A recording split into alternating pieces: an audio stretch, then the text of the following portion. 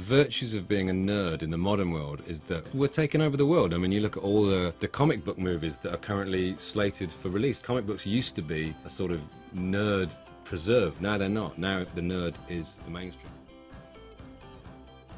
The nerd. One word that describes a social phenomenon that has evolved over the years. Once it was used to describe those who they considered to be overly intellectual, obsessive, or lacking in social skills.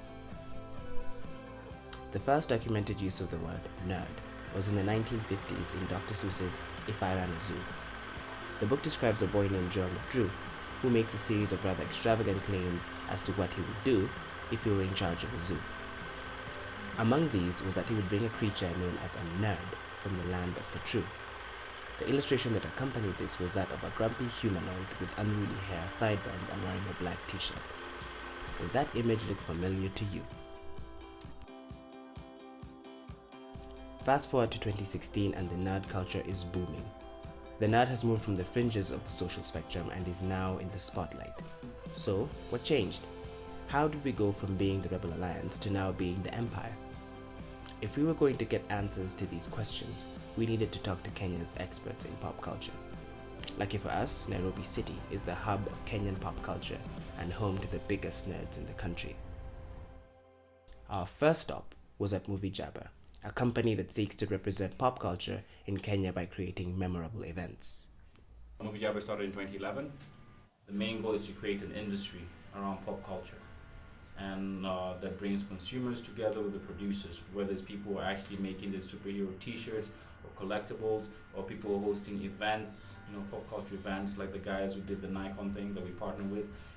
That our main goal is to create that industry so that people can actually earn a living from doing this and acting out their passion, and also learn and educate others.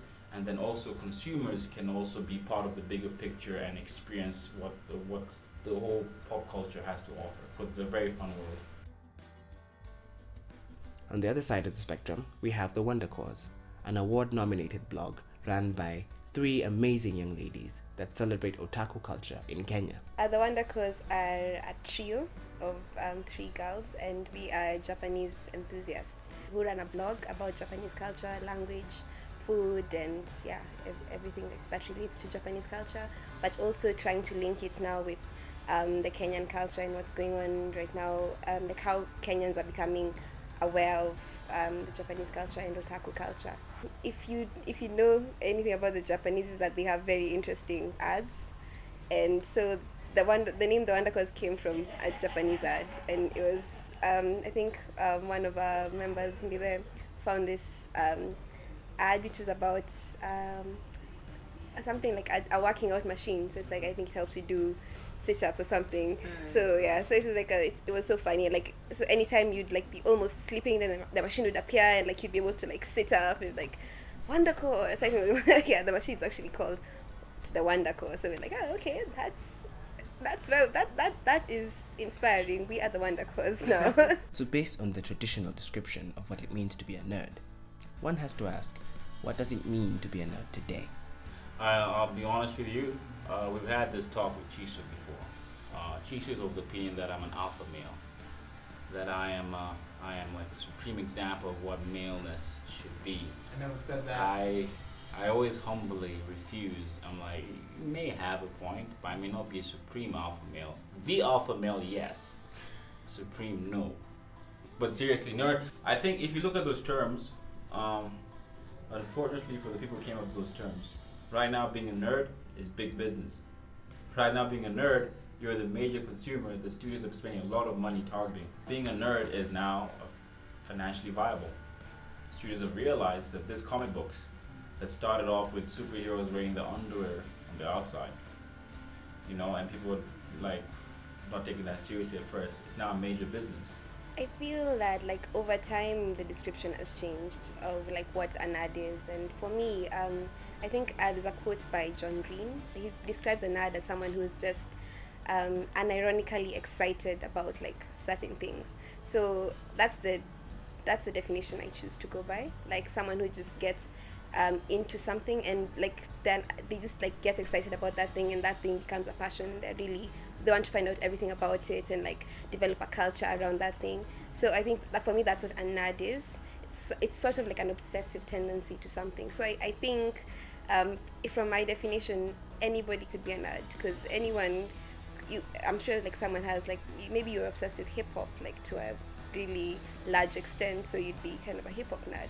So but in the traditional sense, I would consider my nerd in like some of those elements. In that like I'm like a bit of an outsider. I like things that are like strange and that are not like culturally hip and like yeah. So in the traditional sense, I would still find some elements where I still fall under nerdism, but I think like there's now a broader accepted definition of just like if you have a sort of passion and you're like kind of obsessive about something, then you're kind of a nerd under that thing.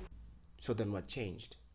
What suddenly turned the nerd from being a derogatory term to a title that people proudly brand on their t-shirts? Creativity, the power of imagination. Everybody wants that. But I think that's what nerds embody. They're able to take what they have a passion for and they get lost in that world, that imagination. Using Hollywood as an example, that's what they're realizing. And that's why right now the biggest movies that push imagination, the boundaries of creativity. A man who can fly, who's an alien, who can shoot heat vision from his eyes. You get a billionaire who lost his parents, through a robbery thing. I mean, Dark Alley, and then he decides to like perfect his skills. Martial arts, detective skills, hone in all his skills, and become like superhuman, but not really super. You get so. That's the power of imagination, and I think that's the key thing that has brought nerds to the center of attention, that power of imagination.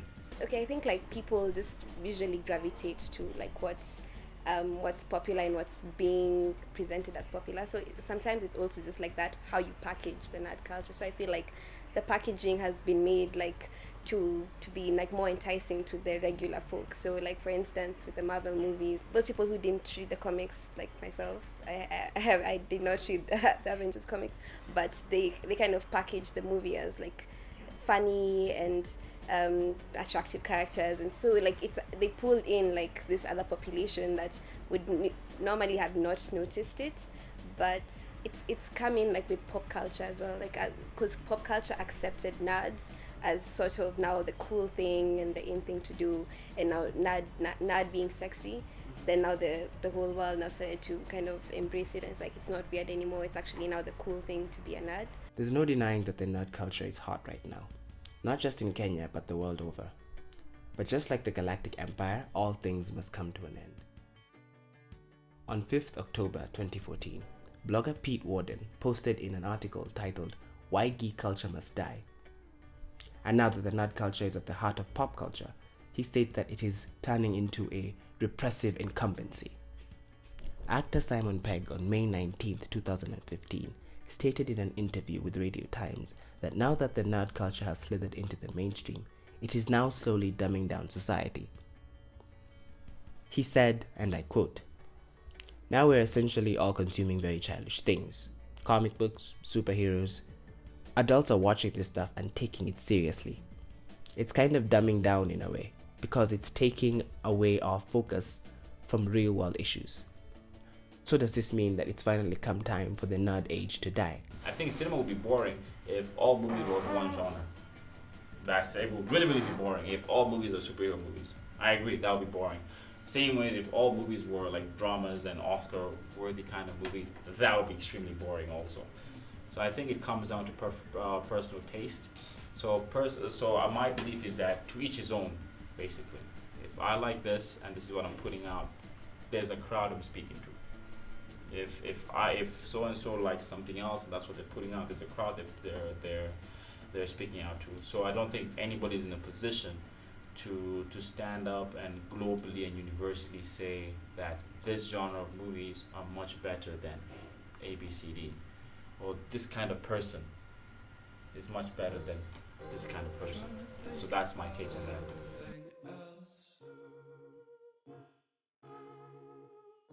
The nerd culture might die, but that doesn't mean that it will cease to exist. So then, what does the future hold for this culture? In the Kenyan context, it has to be only beginning, because we haven't really had any of those local content, for instance. So I feel like it'll continue, but with like now the real nerds and like the people who are actually interested in it. Globally, there may be a transition, there may be a phase. Things may evolve, as I say later on. But here in Kenya, it's just the beginning. Where the world, let's say where USA or UK were in terms of being nerds, having conventions, where they were like 50 years ago or even 20 years ago, this is where we're just starting. There is like a real potential now, and people are getting really excited. The Nikons were so, like, I was shocked, like, to see the turnout. Like, you're like, wow, people are actually, there are actually this many people who know about this many things. Like, yeah, for the longest time, I thought, like, I had never met like another Doctor Who fan. I was like, yeah, we're probably like only 10 people in the whole country who know about. But then you go to like, and like so many people have like Doctor Who references and like are wearing like Doctor Who costumes. So I think if in Kenya it could just be like beginning, and that could mean like now we'll have, as like technology grows and as people diversify and like leave this white collar careers, then we could see now more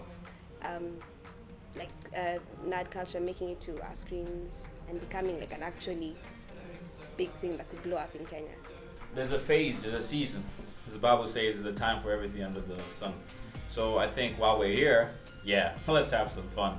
Let's have some fun, let's take advantage of it, let's influence people, let's inspire people, let's make some money also while we're at it.